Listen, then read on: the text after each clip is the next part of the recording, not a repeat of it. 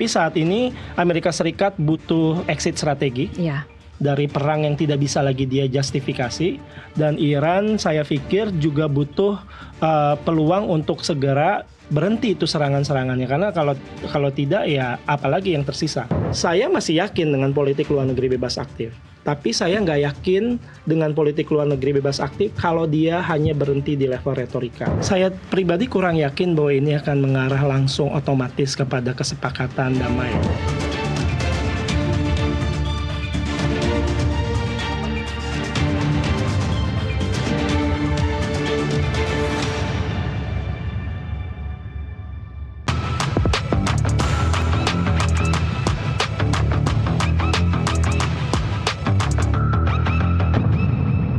Amerika Serikat dan Iran resmi mengakhiri perang di Timur Tengah dan teks nota kesepahamannya akan ditandatangani pada Jumat 19 Juni 2026 di Swiss. Apakah ini akan jadi awal perdamaian baru di Timur Tengah atau ini hanya gencatan senjata yang berubah nama? Untuk membahasnya telah hadir bersama kami di Kasih Paham edisi kali ini Andrew Mantong, peneliti senior hubungan internasional CSIS. Halo, selamat malam Mas Andrew, apa kabar? Selamat malam, Mbak. Terima kasih sudah mengundang. Terima kasih sudah hadir di Kasih Paham. Mas, ini yang kita ketahui saat ini adalah Iran dan Amerika Serikat dijadwalkan akan menandatangani MOU Jumat 19 Juni di Swiss. Apa yang bisa kita antisipasi dari penandatanganan ini? Harapannya sih akan lancar ya.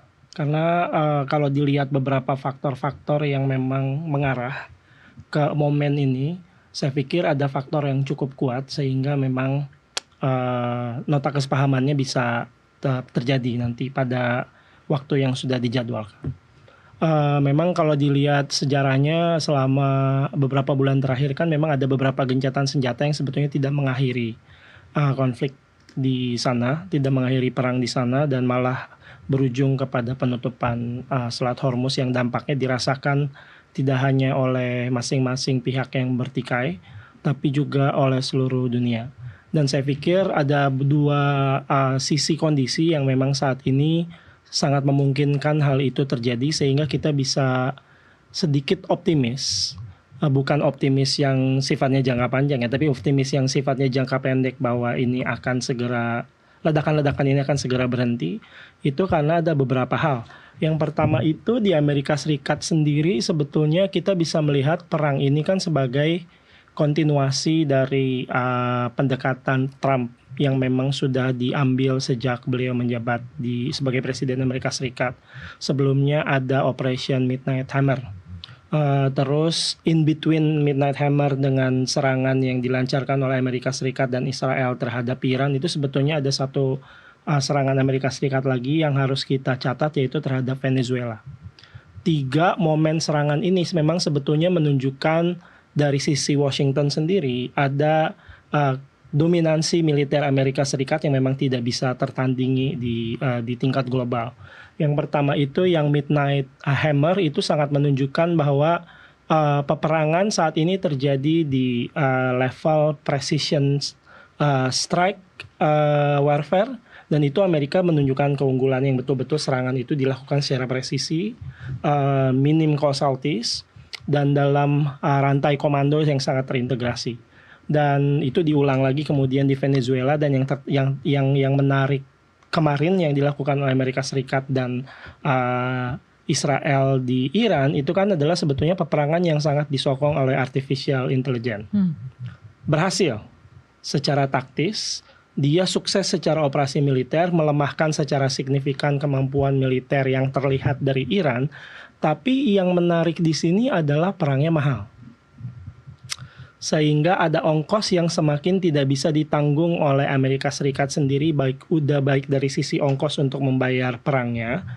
Sebagai gambaran, meskipun saya tidak punya data yang cukup pasti mengenai berapa dolar yang sudah digelontorkan oleh Trump, tapi ada 2 hal yang cukup menarik. Perdebatan politik domestik di Amerika Serikat sendiri tentang mahalnya perang sekaligus mahalnya dampak perang itu sudah menjadi perdebatan yang cukup kuat. Dan tapi di sisi lain misalnya peperangan kemarin itu menghabiskan konsumsi 600 Tomahawk per bulan yang hanya bisa diganti oleh pabrik efeknya dalam kurun waktu 26 bulan. Tidak bisa cepat ya? Tidak bisa cepat. Jadi ada hal-hal seperti ini yang kemudian membuat ada kelelahan sendiri.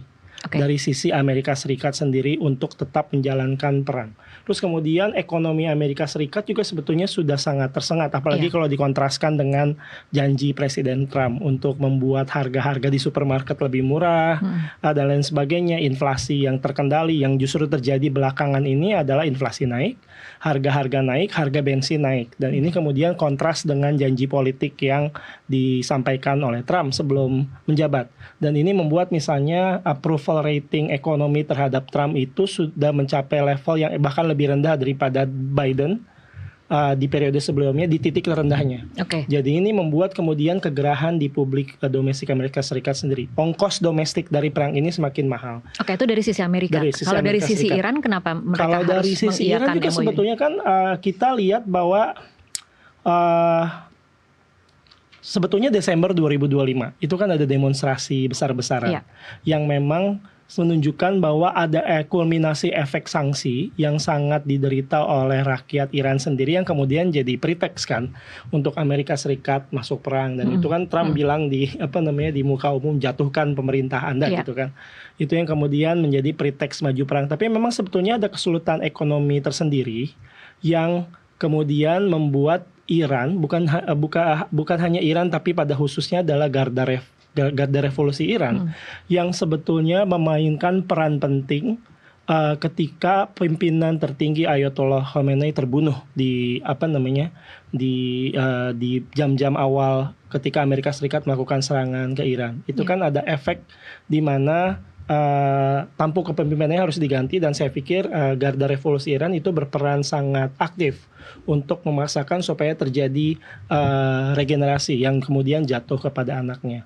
Dan itu menunjukkan bahwa rezim di Iran sangat tergantung oleh militer, dan militernya juga sangat tergantung oleh performa ekonominya. Kalau tidak, ancaman demonstrasi dan ketidakpuasan ekonomi itu akan semakin besar. Rialnya misalnya sudah turun 40% sejak perang, dan kemudian inflasi sudah di atas 52% kalau tidak salah ya. Dan ini kemudian menimbulkan tekanan sendiri bagi Iran, dan kapasitas militernya itu misalnya dari sisi rudal itu mengalami penurunan yang sangat signifikan karena memang presisi yang dijalankan oleh serangan Amerika Serikat dan Israel itu sangat masif terhadap Iran. Semasif misalnya kendali-kendalinya yang tadinya biasanya dijalankan oleh manusia yang butuh misalnya waktu sekian menit gitu dari serangan pertama, kemudian diukur sampai kelihatan ada damage yang harus diassess. Kalau damage-nya itu tidak sesuai dengan yang diinginkan, kan targetnya dimasukkan lagi ke dalam list.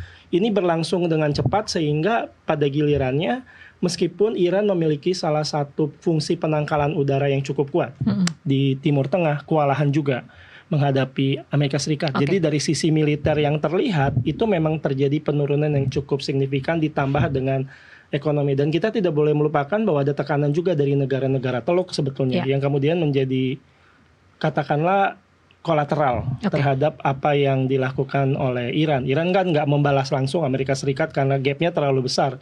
Yang dia lakukan adalah pangkalan-pangkalan Amerika Serikat yang ada di Teluk. Di Teluk kemudian dibom, dan itu ada efeknya terhadap infrastruktur yang kritis untuk keamanan energi dan lain sebagainya. Baik. Jadi di titik ini mungkin kita bisa melihat bahwa setelah kira-kira 4 bulan berperang, dua-duanya butuh berhenti nih saat ini. Begitu kira-kira. Ada mutual. Ada kesamaan kelelahan yang harus dihentikan. Tapi menurut Anda seberapa yakin MOU yang ditandatangani pada Jumat mendatang ini akan benar-benar berakhir pada kesepakatan damai dan bukan sekedar gencatan senjata yang ganti nama? Saya pribadi kurang yakin bahwa ini akan mengarah langsung otomatis kepada kesepakatan damai ya. Karena ada beberapa hal yang tidak menjadi inti yang saya tangkap dari berita yang beredar. Misalnya soal nuklir dan kemudian soal proksi-proksi Iran di kawasan itu belum selesai. Tidak tersentuh sama sekali bahkan ya di MOU. Sementara yang diinginkan Iran adalah kan pengangkatan sanksi secara cepat.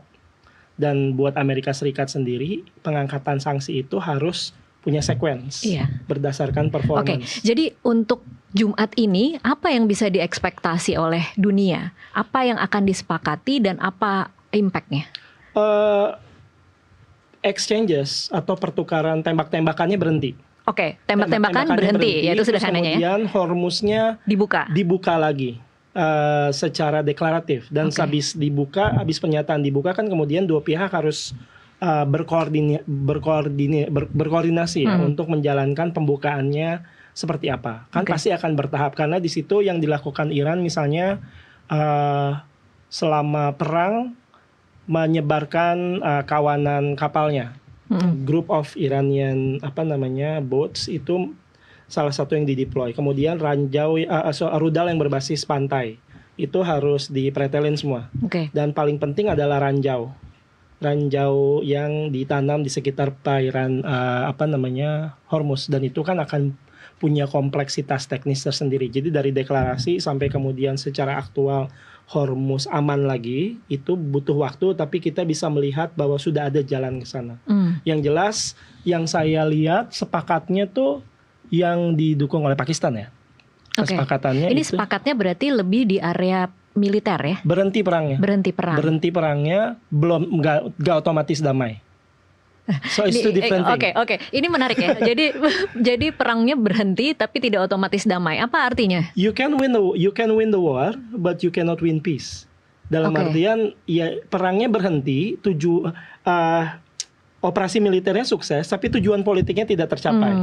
Saya pikir itu yang seberapa realistis itu mungkin berjalan ya? Maksudnya kan orang kemudian akan bertanya, apakah ini sesuatu yang bisa bertahan jangka panjang? Tadi mungkin Anda sudah mengimplikasikan bahwa ini mungkin bukan jangka panjang, tetapi akan seberapa berbahaya dan seberapa cepat kemudian kita akan bisa harus mengantisipasi akan ada letupan-letupan lagi dalam praktek pembukaan Hormuz misalnya?